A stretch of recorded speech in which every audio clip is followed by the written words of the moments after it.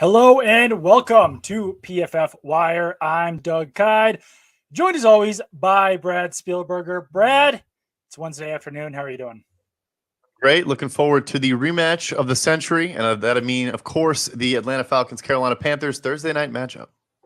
They just played like 2 weeks ago, right? That was the barn burner Yeah. overtime. Did the Panthers PJ tank Walker, Hail Mary. game? Yes. Yes. It's weird how that's happening because the Patriots have a bye week, then they're playing the Jets again, I think. So I don't know. NFL usually does a good job with these schedules, but when teams in division are playing each other like 2 or 3 weeks later, it creates a kind of strange dynamic.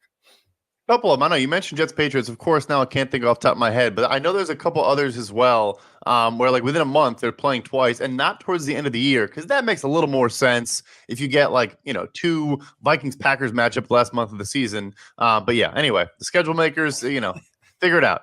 They're slacking. They're resting on their laurels of all those stories that everyone writes every year about how crazy it is to build the schedule. All right. Well, biggest news of the day of the week is that Josh Allen is dealing with an elbow injury. Bills head coach Sean McDermott sort of spoke about it today. He said that Josh Allen is day to day. He answered his own question essentially of whether or not Josh Allen will play this week by saying, "We'll see." And he did say that Josh Allen will not be practicing on Wednesday. I know that the line in this game, the Bills are playing the Vikings. Vikings keep lucking out by playing backup quarterbacks. I know that the line has shifted a little bit in this game. If Josh Allen does not start, it would be Case Keenum at quarterback for the Bills. They also have Matt Barkley as a third stringer on the practice squad. But I don't know. I feel like the messaging here would be a little bit different if it was a sure thing that Josh Allen was going to be playing on Sunday. I completely agree. I'm going to take another one of my guesses. I think I'm undefeated so far. I don't think Josh Allen's going to play in this football game. Or if he does, I think there's a legitimate chance that he doesn't finish this game because, look, it's a serious injury. He missed a month in 2018 with the same UCL injury. They said it is a slight tear. I guess that is what a sprain is. We're always showing we're not doctors on this show. But nevertheless, it moved from 7.5, like you said, Minnesota plus 7.5. It's now 4.5. And not all points are created equal. Crossing a touchdown like that, moving a full field goal is a huge deal. And not that, bettors or Vegas, know Josh Allen's ultimate, situation. But I do think when you see movement like that, it's probably based on historical outcomes of that type of injury and all things like that. They know to a certain degree how it's going to impact this football game. So, like I said, I don't think he plays. I'm not even sure it's smart to play him in a non-conference game. When you just let him get healthy, don't risk anything right now, and get him back for the next game. Yeah, so you said it was 7.5. It's moved down to 4.5. In our PFF NFL Power Rankings, we have a point spread rating for quarterbacks on there. And for Josh Allen, it is 7.5 points. So they've kind of split the difference here a little bit, whether or not they believe that Josh Allen will play or not based on our point spread rating. I agree with you, though. I mean, I think that it's best to take it safe at this point. If this was a playoff game, then I think that you put Josh Allen out there regardless of how that elbow feels. If this was a must-win game, even if this was, like you said, a division game, yeah, maybe you risk it. The Vikings are certainly good this season. I think that they're playing a little bit over their heads based on their competition.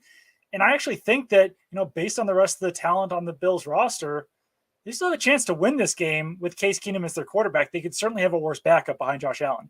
Oh, I completely agree. I mean, I love the narrative potentially of Case Keenum playing against these Vikings. But look, they traded for him from the Cleveland Browns, and he's one of the highest paid backup quarterbacks in the NFL for a reason. He's a good backup, and I think it's always sharp when good teams like this, for this exact scenario, don't neglect this spot. I think you and I have talked about this before. And so Case Keenum can win you a game or two if you lose your starting quarterback. And this, like you said, it's going to be their fourth game against the backup quarterback. Small asterisk because Andy Dalton is now the starter in New Orleans. And Taylor Heineke might be better than Carson Wentz, but still, they were backup quarterbacks to begin the year. The Vikings won all three of those games by just one score, two of them by a field goal. I think they should have lost the New Orleans Saints game. Nevertheless, yeah, it doesn't guarantee anything. Buffalo is still that good of a football team that I think they can still win with Case Keenum. But obviously, yeah, you said not a great game to be missing him. You'd hope it came against a more inferior opponent.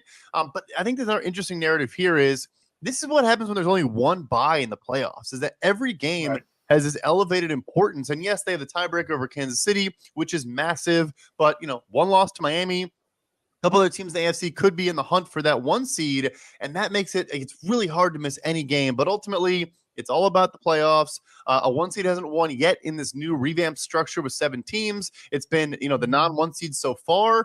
So I think they should play it safe. Yeah, I don't personally love the 1 bye in the playoffs at this point. I think that, it makes it more worthwhile and adds more value to getting the number 1 seed. But I think that number 2 seed usually deserves a bye at that point as well. And yeah, I mean, this could have massive playoff implications if Josh Allen has to miss this game or even miss any games in the future as well. Because, I mean, as much as this season has shown that, everything is extremely unpredictable in the NFL, there are some very good teams atop the AFC. The Chiefs, like you mentioned, it certainly helps that the Bills have the tiebreaker over them, but they could easily finish with a better record than the Bills if Josh Allen has to miss a game or two. Baltimore Ravens are right up there. As you mentioned, the Miami Dolphins have already beat the Bills. They're right up there. Baltimore Ravens.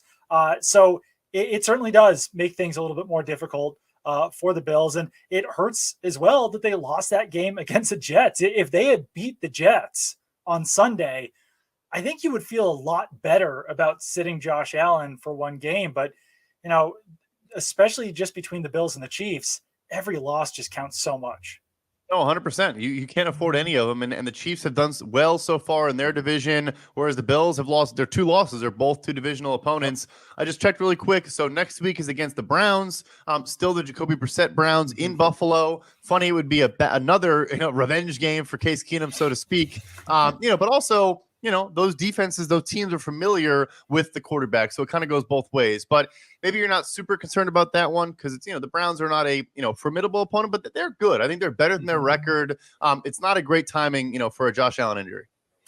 That would be fascinating if it was Case Keenum against Jacoby Brissett because, the Browns traded Case Keenum after – I don't remember the exact timing there. If that was after they found out about Deshaun Watson's. No, I think it was after they had traded for Deshaun Watson. They then immediately flipped Case Keenum in a trade to the Buffalo Bills and signed Jacoby Brissett. So, this regime clearly preferred Jacoby Brissett as their backup quarterback over Case Keenum. So that would be a legitimate revenge game if he was playing up against Jacoby Brissett and the Cleveland Browns. I think that this Josh Allen injury, at least according to, one person I spoke to, could have some influence over Odell Beckham Jr. as well. So I think that that's probably the next segment we should get into here is talking about Odell Beckham Jr., some of his potential destinations, because I did write about that today in my Rumor Roundup column that I post weekly. I went through basically every single possible destination that Odell Beckham could sign with.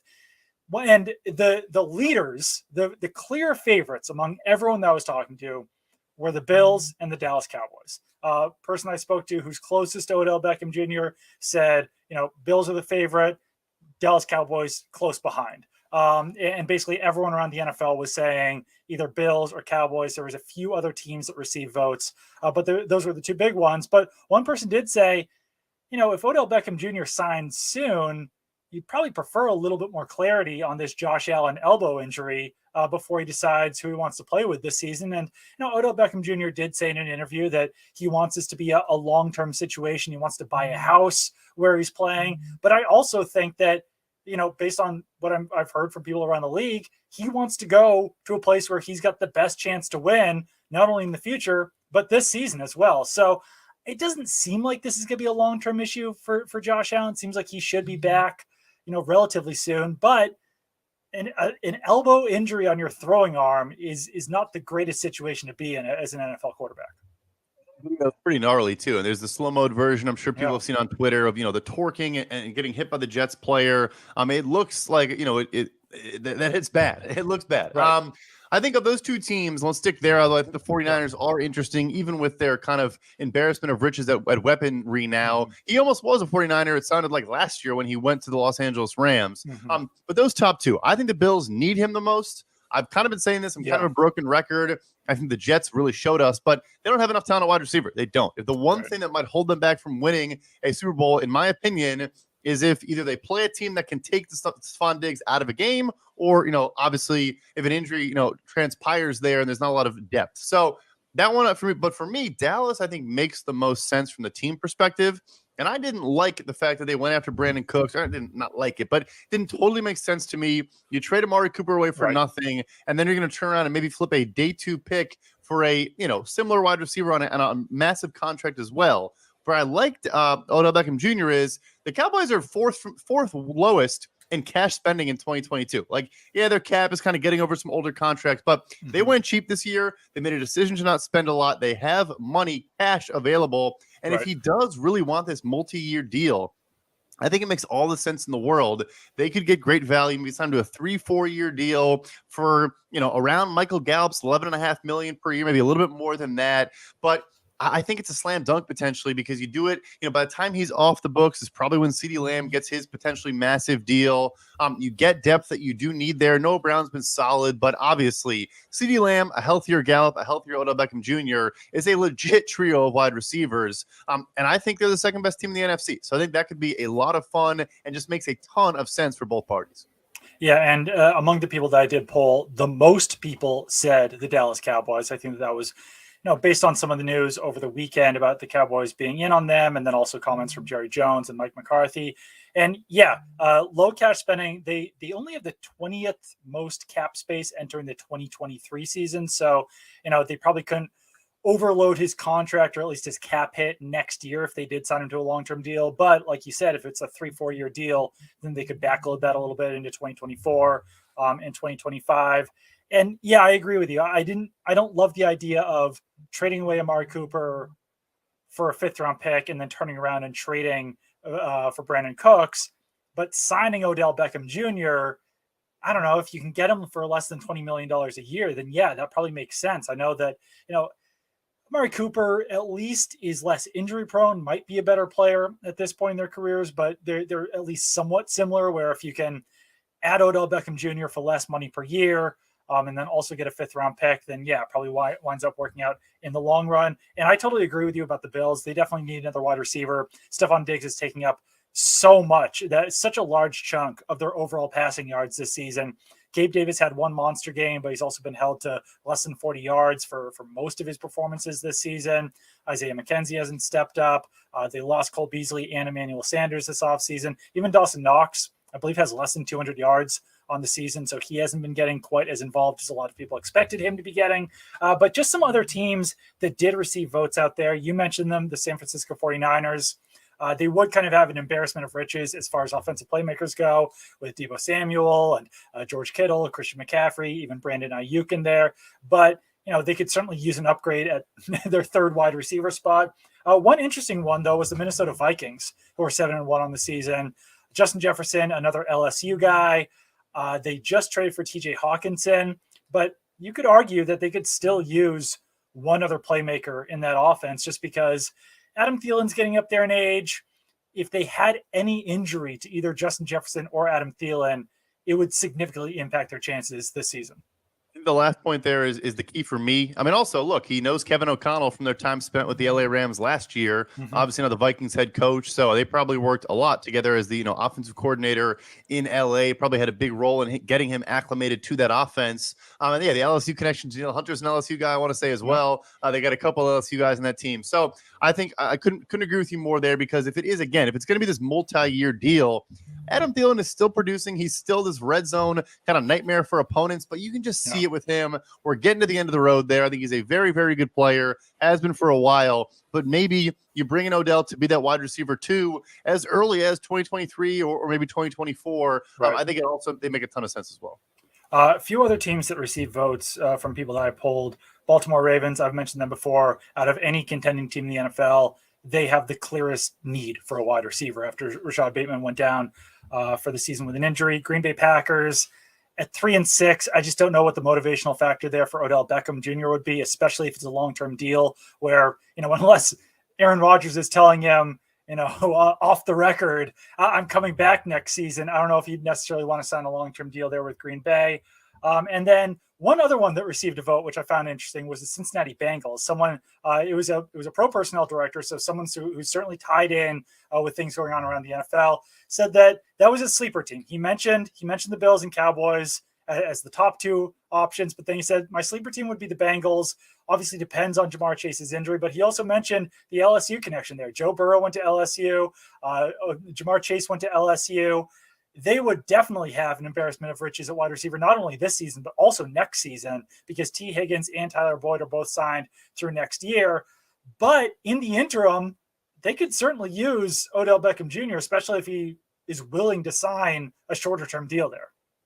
That's the thing. I think there's other teams that get interesting. I think he would have to go back to the 1-year flyer type incentive-laden deal that he did last year with LA. So, look, maybe he's still open to that. I think his preference is to get the multi-year deal, but for all we know, there isn't much of a market for that. I mean, look, he's injured, a handful of years in a row now. He is an incredible player when he's out there. There's no question about that. But is a team willing to commit to a multi-year deal without even seeing him on the field this season? I think it's a hard kind of gamble to take. And then for Cincinnati, too, losing Chidobe Awuzie at corner, I think, like, if they're going to add anyone, and they're, obviously not the most, loose-pocketed team in the NFL, I would imagine they go defense. But, yeah, I mean, you have to mention with that LSU connection, he cares a lot about that stuff. I think the Saints before the season were very much so in the mix because of the New Orleans and, Jarvis Landry and Tyrann Mathieu. I think he cares a lot about all those things. And so it's worth at least throwing the Bengals net. That 4-receiver crew with Tyler Boyd, Jamar Chase, T. Higgins, and Odell would be, like, historically good. It'd be a lot of fun.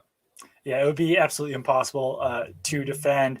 And the LSU thing definitely matters. I'll run through the rest of the teams I mentioned in here. New York Giants, who GM Joe Schoen has publicly admitted he's had talks with Odell Beckham's representative. So I think that you have to throw them in the mix.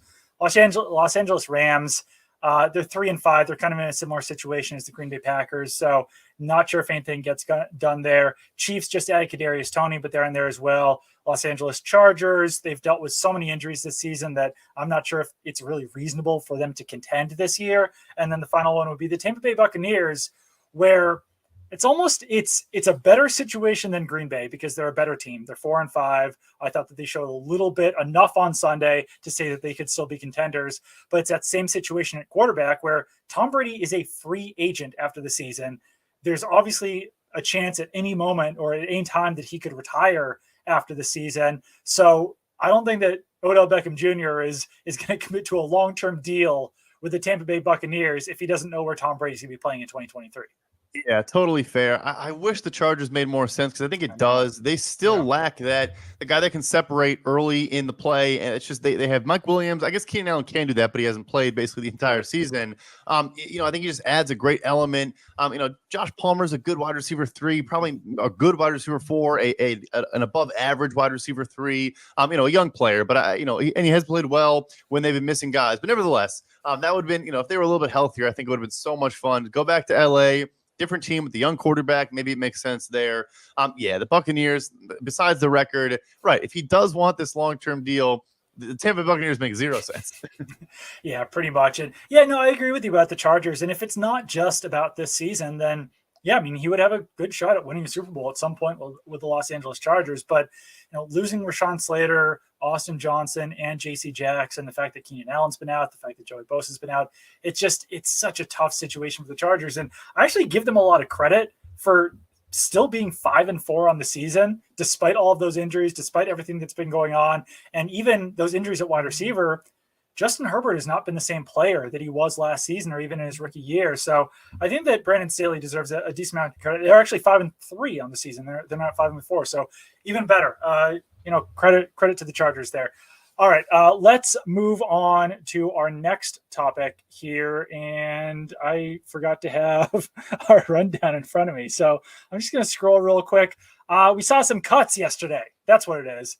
Las Vegas Raiders waived safety Jonathan Abrams, and the Los Angeles Rams waived defensive back Terrell Burgess. I think that we all knew that some of these cuts were coming after the trade deadline because now teams can waive veteran players, which would allow another team to claim them on waivers, and that lowers the cap hits and everything like that. That team that would claim those players would take on their salary.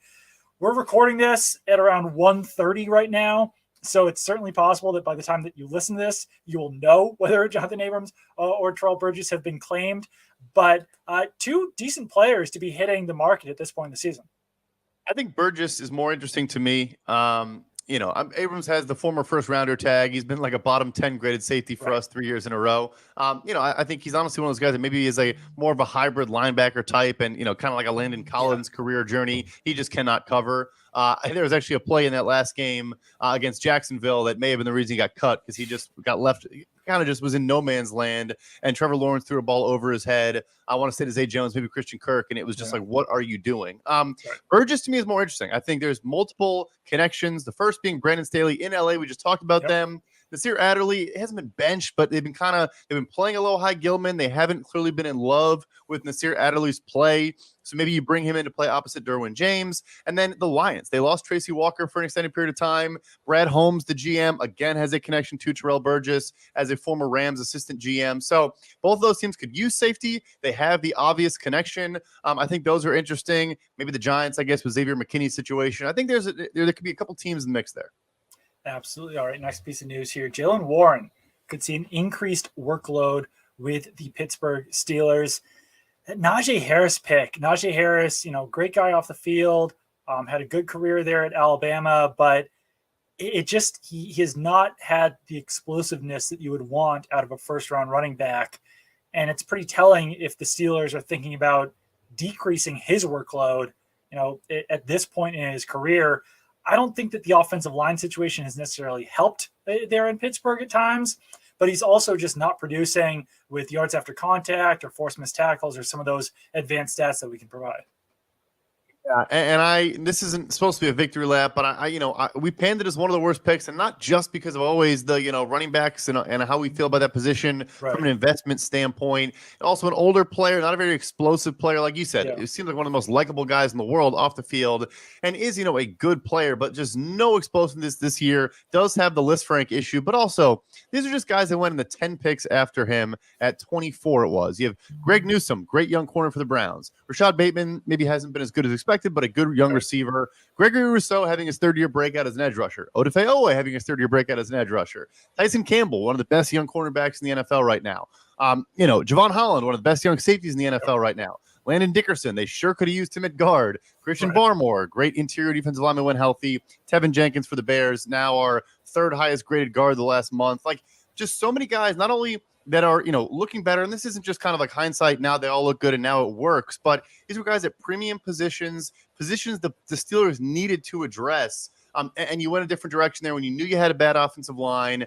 It's just, Jaylen Warren looks better when you watch the game. He can't pass protect. He's got a couple like absolute pancakes as a pass protector. That's often what keeps these younger running backs off the field. And it's not an issue for him so much so. So it's unfortunate. Hope he get back and play better, but it was somewhat foreseeable in some ways, and I think they need to decrease his workload because he's just been remarkably inefficient.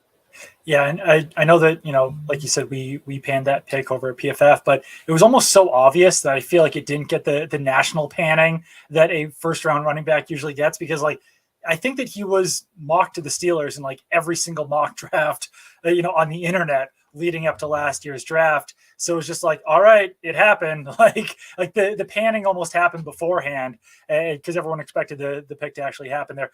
Three guys with some practice news. Ezekiel Elliott expected back this week, but did miss practice on Monday. Texans wide receiver Brandon Cooks is back practicing. Head coach Lovie Smith said he expects full participation. And then the Titans designated Treylon Burks, their rookie wide receiver, to return off of injured reserve. That's definitely it's not guaranteed that he will actually be activated off injured reserve. Head coach Mike Vrabel said that he wants to see his conditioning, he wants to see his route running. But I think we said this on Monday's show. Or maybe it wasn't on Monday's show. I don't remember when we said this, but the Titans definitely need wide receiver help from Malik Willis or Ryan Tannehill or whoever it is, someone who can get open because no one was getting open for Malik Willis against the Kansas City Chiefs. Had 0 catches in the game against Kansas City. They're dead last right now in total passing yards. 2 wide receivers. Tyreek Hill alone has almost twice as many receiving yards as the entire Tennessee Titans wide receiver room. It's I wild. mean, look, they're a different team. That's how they operate. Austin Hooper has kind of been more and more involved, and they target other guys. They do things differently, but still, you got to have someone at wide receiver. I think he was coming on and was going to become their top option in the passing game if he had stayed healthy, even with a guy like a Robert Woods there. Some other veterans. I think it was clear that Burks was the best talent. So I think it'd be huge for them. Look, they are still very much in the playoff picture. If they want to make a push, I think he will be an important part of that. I think it's huge news for them. Although, like you said, it sounds like they don't think this week is realistic. But obviously, opening the window, is always a good sign.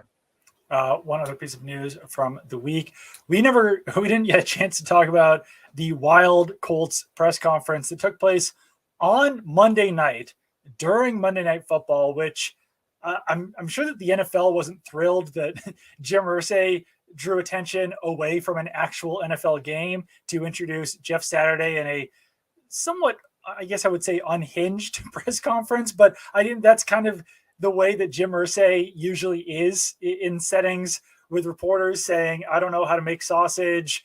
I've never made sausage, but I know how to build an NFL team. Quotes like that, where just like non sequiturs into I don't know what the message there was.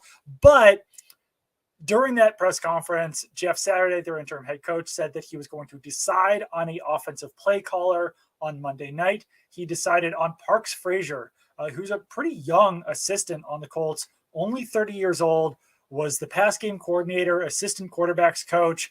But, after now head coach Frank Reich was fired, offensive coordinator Marcus Brady was fired, Parks Frazier actually leapfrogs over Scott Milinovich to now be the offensive play caller. So, I mean, not only I think is naming Jeff Saturday interim head coach kind of an awkward situation in Indianapolis. Now you've got, Parks Frazier, who's 30 years old, assistant quarterbacks coach, leapfrogging a few people to become that offensive play caller. A truly meteoric rise. I want to say in 2020, he was the offensive quality control coach. He was assistant to the head coach in 2018 and 2019. Not assistant head coach, assistant to the head coach with no coaching designation on there. What's also interesting is, they're trying to kind of throw Frank Reich under the bus, and Jim Irsay is saying he has fear, and he turned to analytics because he's afraid of whatever the heck he was saying. That obviously is complete nonsense. And then you hire a guy who was, I think assistant to the head coach is like, I'm not going to say he's a pure Frank Reich guy, but to some respect, he obviously was. So kind of an interesting, selection based on all that. You could see a scenario where maybe you go to a guy who is not a Frank Reich disciple or whatever you want to call it. Certainly interesting. We will see how that goes. If the Las Vegas Raiders cannot beat the Indianapolis Colts this weekend with a patchwork coaching situation, it's going to be interesting in Las Vegas on Monday. I'll say that. Patchwork coaching situation and Sam Ehlinger at quarterback, and we'll see how all that goes. One final piece of news: Sheldon Rankins out 4 to 6 weeks. Let's take a quick break. PFF Wire is sponsored by Western and Southern Financial Group. While you focus on your roster moves, Western and Southern helps advance your money moves. Buying your first home, planning to start a family, wondering how to make your money grow, Western and Southern's playbook of life insurance, investment, and retirement solutions helps you rest assured on game day. Team up to understand needs and address goals with a game plan built just for you. Get started at westernsouthern.com/PFF. Let's talk a little bit about Monday night's game. That is, as we mentioned before, Falcons-Carolina Panthers. Falcons are favored by 3 points in Carolina. Point total is 43. PJ Walker, as we mentioned, I think on Monday's show, will be starting at quarterback for the Carolina Panthers once again.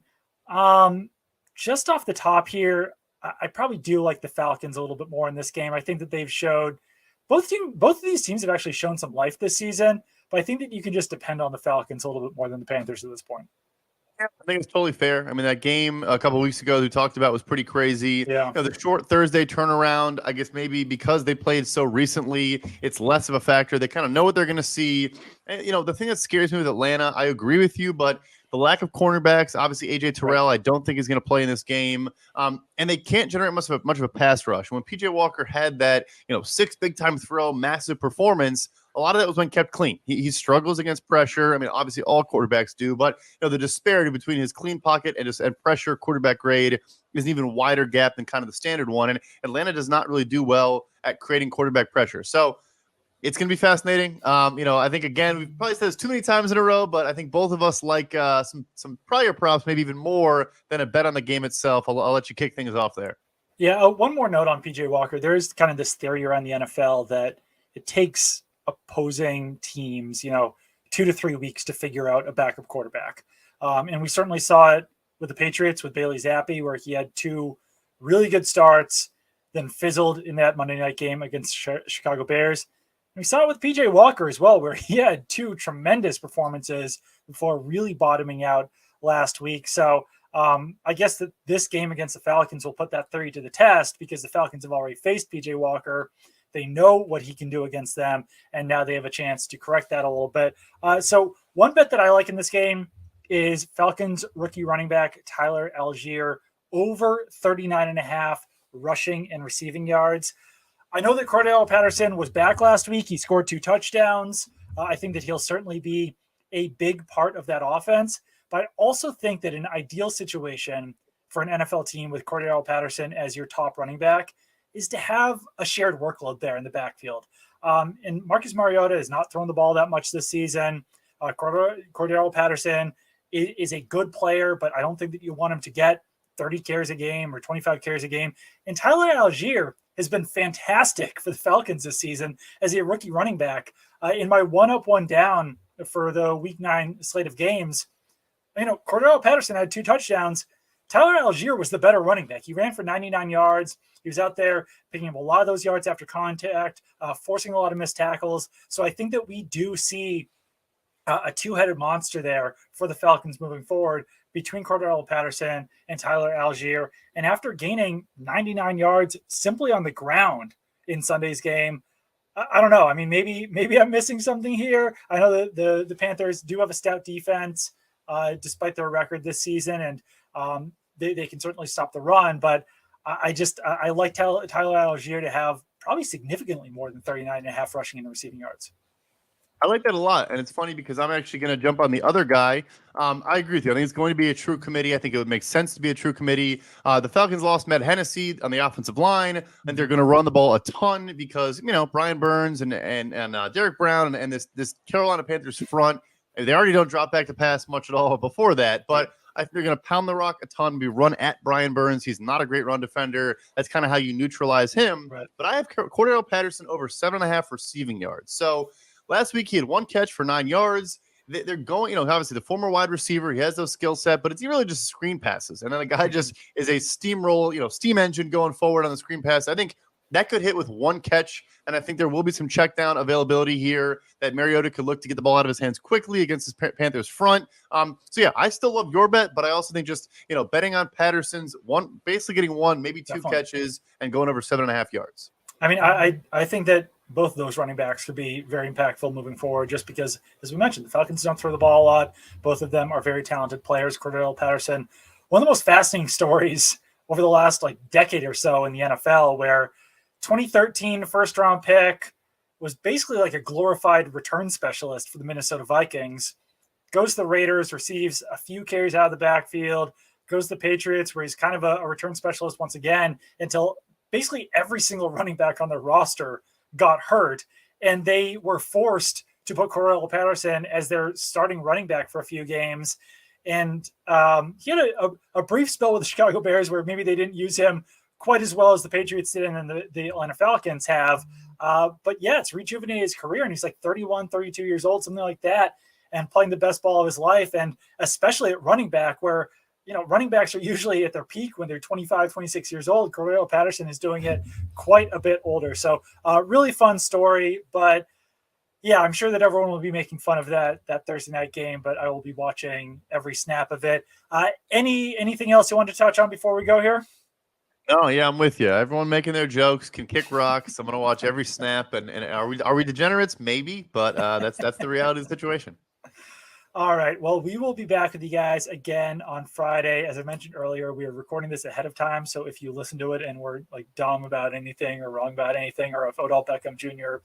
signs with the Seattle Seahawks or something like that, don't come yelling at us. Oh, by the way, one person threw out the Browns as a sleeper team for Odell Beckham Jr. And I was like, I don't think I can like put this in print because it's just so wild that he's cut last year, but it was because of Baker Mayfield. Maybe it wasn't because of Kevin Stefanski.